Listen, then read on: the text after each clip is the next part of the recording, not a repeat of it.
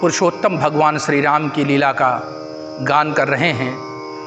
इसी क्रम में हम सभी ने पिछले भाग में सुना कि जाकी रही भावना जैसी, जिस व्यक्ति की जैसी भावना रही भगवान उसको उसी रूप में दिखे। और मित्रों, संसार भी लगभग ऐसा ही है। आप जिस दृष्टिकोण से इसको देखेंगे ये वैसा ही लगेगा। अगर आपका हृदय प्रसन्न है, आपका मन एकाग्र है और आपने अपनी इंद्रियों को वश में कर रखा है तो यही संसार आपके लिए सुहावना हो जाएगा। इसलिए मन की प्रसन्नता अत्यधिक आवश्यक है। तो जाकी रही भावना जैसी, प्रभु मूरत देखी तिन तैसी। जिसके हृदय में जैसी भावना थी भगवान का वैसा ही स्वरूप उनको देखने को मिला। इसलिए भगवान को सर्वरूपमय कहा गया है। इनके रंग, रूप, नाम, गुण इत्यादि अनंत हैं, अपार हैं। सब मंचन ते मंच एक, सुंदर विशद विशाल। मुनि समीप दो बंधु तहां, बैठा रे महीपाल। संपूर्ण मंचों में श्रेष्ठ एक जो मंच है, उस मंच में ब्रह्मर्षि विश्वामित्र के साथ श्री राम और लक्ष्मण जी को बैठाया गया है।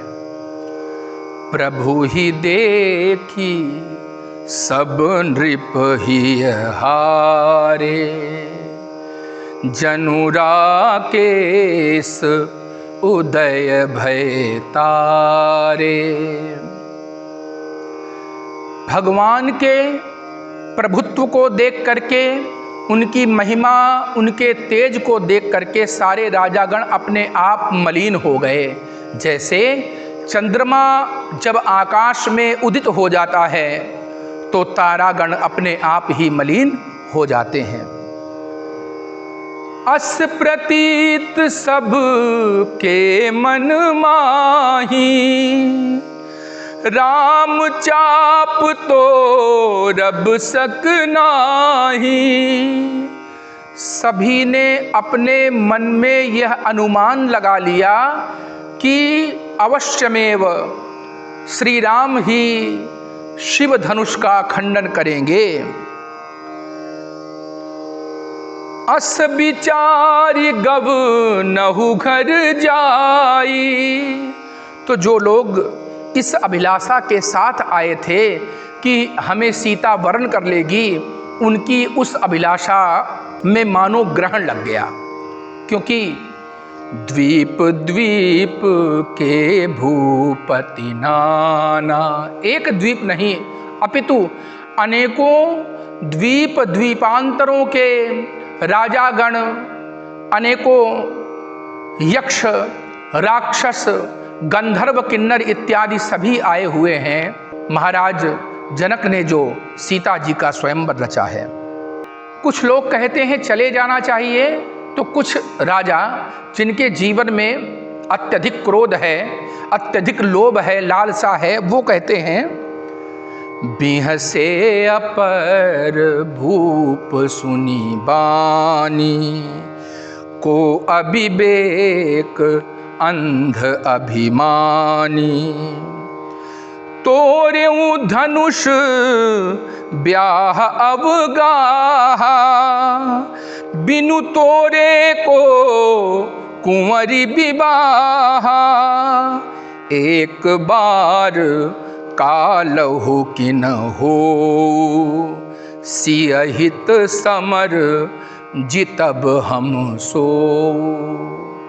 कुछ राजा कहते हैं कि इतना आसान नहीं है, धनुष तोड़ने के बाद भी हम सीता का विवाह नहीं होने देंगे, फिर बिना धनुष तोड़े तो प्रश्न ही नहीं है कि कोई सीता से विवाह कर ले।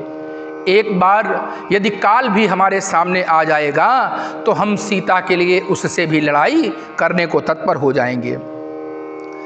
यह सुनी अवर महिप मुस्काने, धर्मशील हरि भगत सयाने।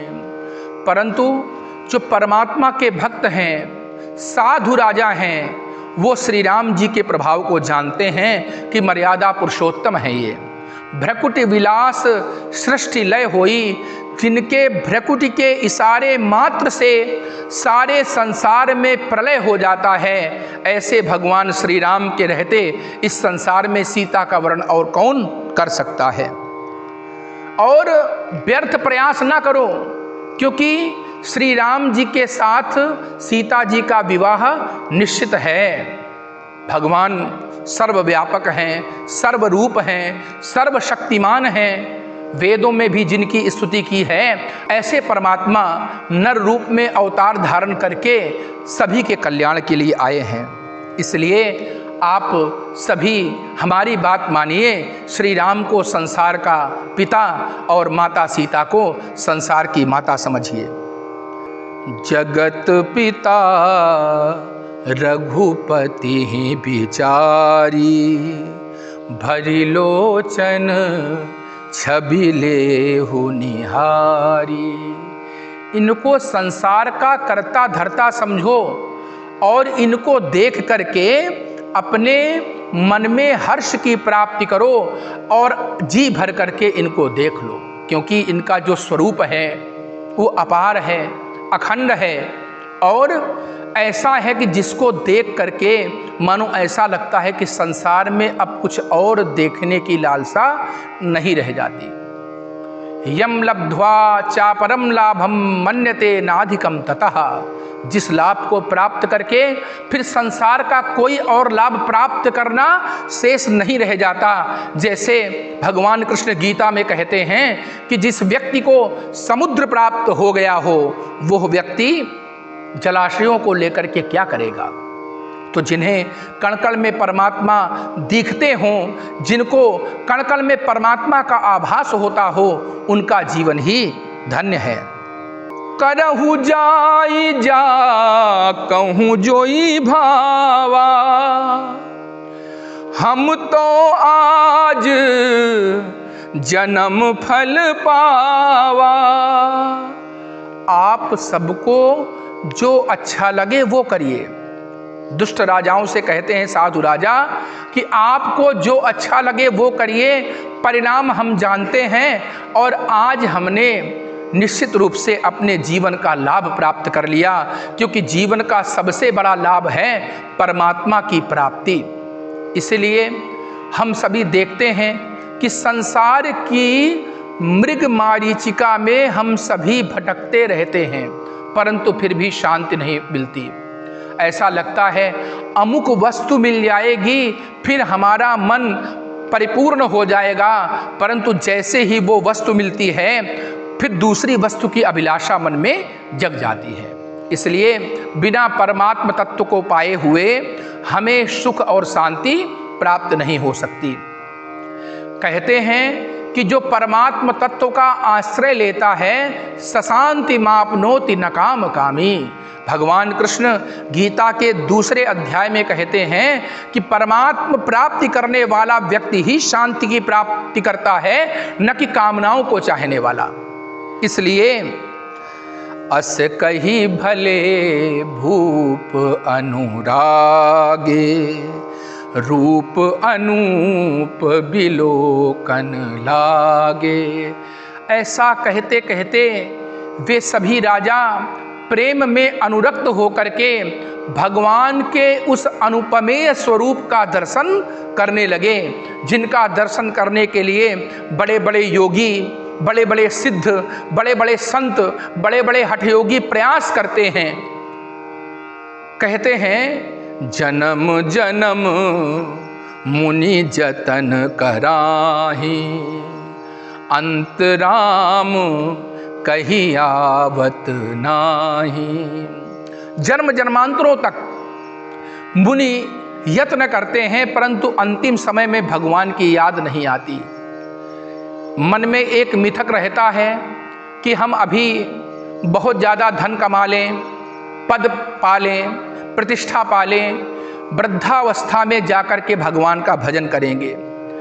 ऐसी धारणा नितांत भ्रामक है, क्योंकि यदि बचपन से हमारे जीवन में संस्कार नहीं है तो आगे परमात्मा का ध्यान बहुत मुश्किल से लगेगा। क्यों? क्योंकि ज्यों ज्यों तन मरता है, मन जीने की इच्छा करता है। तन जब जैसे जैसे नष्ट होता है, वैसे वैसे इंद्रियों की शक्तियां भी नष्ट हो जाती हैं। फिर क्या है? मन में लोभ, लालसा, ईर्ष्या, घृणा और ज़्यादा घर कर लेती हैं। तो अब स्थिति क्या है कि वृद्धावस्था में ना तो ढंग से बैठ सकते हैं, न ढंग से बोल सकते हैं, न ढंग से कोई आसन उपवास कर सकते हैं। परंतु यदि हमने शुरू से इन्हीं आचरणों में अपने आप को ढाल लिया है तो उम्र भी आपका कुछ नहीं बिगाड़ सकती, आप परमात्मा का दर्शन कर पाएंगे। क्योंकि वृद्धावस्था में त्याग करने की शक्ति का भी ह्रास हो जाता है। एक निश्चित समय तक आपने जो कर लिया सो कर लिया, बहुत वृद्धावस्था में जीवन में बहुत बड़ा कोई परिवर्तन नहीं आ सकता। इसलिए एक भक्त कहता है कि हे प्रभु, मैं आपका स्मरण आज से ही करने लगूं। क्यों? क्योंकि हे प्रभु, जब प्राणों के निकलने का समय आएगा तब उस समय कंठ में कफ होगा, मेरी वाणी ढीली हो जाएगी, मुख से शब्द नहीं निकलेंगे, तब मैं क्या आपकी स्तुति कर पाऊंगा। इसलिए कहते हैं कि हे प्रभु, कृष्ण त्वदीय पद पंकज पिंजरांते अद्यैव में विशतु मानस राजहंसः प्राण प्रयाण समये कफवात पित्तैः कंठावरोधन विधौ स्मरणम कुतस्ते। यदि मैंने आज आपका स्मरण नहीं किया तो फिर वृद्धावस्था में कैसे स्मरण कर पाऊंगा? उस समय जब यम के दूत मेरा प्राण लेने के लिए आएंगे, बस आप इतनी कृपा करिएगा कि हे प्रभु, जब भी इस संसार में मैं रहूं या संसार से मैं जाऊं, आप अपनी शक्ति का, अपने दर्शन का आभास मुझे अवश्य कराइएगा। इतना तो करना स्वामी, जब प्राण तन से निकले, गोविंद नाम लेकर फिर प्राण तन से निकले। इतना तो करना स्वामी, उस वक्त जल्दी आना, नहीं श्याम भूल जाना। उस वक्त जल्दी आना, नहीं श्याम भूल जाना। राधे को साथ लाना, तब प्राण तन से निकले। इतना तो करना स्वामी। श्री गंगा जी का तट हो, यमुना का वंशीवट हो। श्री गंगा जी का तट हो, यमुना का वंशीवट हो। मेरे सांवरा निकट हो, तब प्राण तन से निकले। इतना तो करना स्वामी।